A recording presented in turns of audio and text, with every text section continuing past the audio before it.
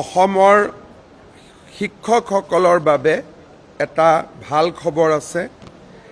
আমাৰ শিক্ষকসকলে বছৰত 10 দিন এটা তেওঁলোকে আৰ্ণ লিভ পাইছিলে, যিহেতু ভেকেশ্যন ডিপাৰ্টমেণ্ট কাৰণে তেওঁলোকৰ আৰ্ণ লিভ আন চৰকাৰী কৰ্মচাৰীৰ তুলনাত 10 দিনত সীমিত আছিল।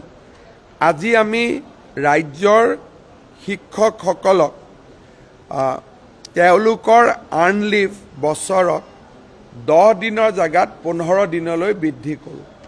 আমাৰ সদৌ অসম কৰ্মচাৰী পৰিষদ আৰু ৰাজ্যৰ শিক্ষক সংগঠনসমূহৰ এটা বহুদিনীয়া দাবী আছিল। আমি এখন কমিটি গঠন কৰি দিছিলোঁ। কমিটিৰ ৰিকমেণ্ডেশ্যন মতে আৰ্ণ লিভৰ সংখ্যা 10ৰ পৰা 15 দিনলৈ বৃদ্ধি কৰা হয়।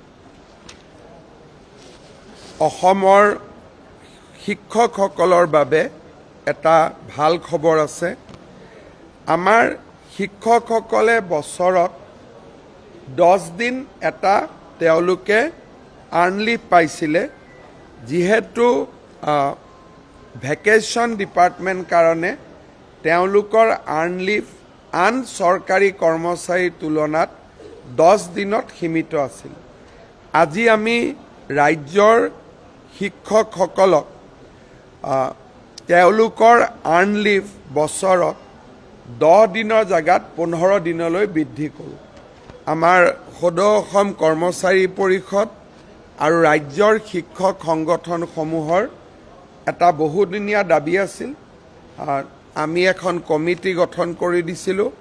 কমিটিৰ ৰিকমেণ্ডেশ্যন মতে আৰ্ণ লিভৰ সংখ্যা 10ৰ পৰা 15 দিনলৈ বৃদ্ধি কৰা হয়।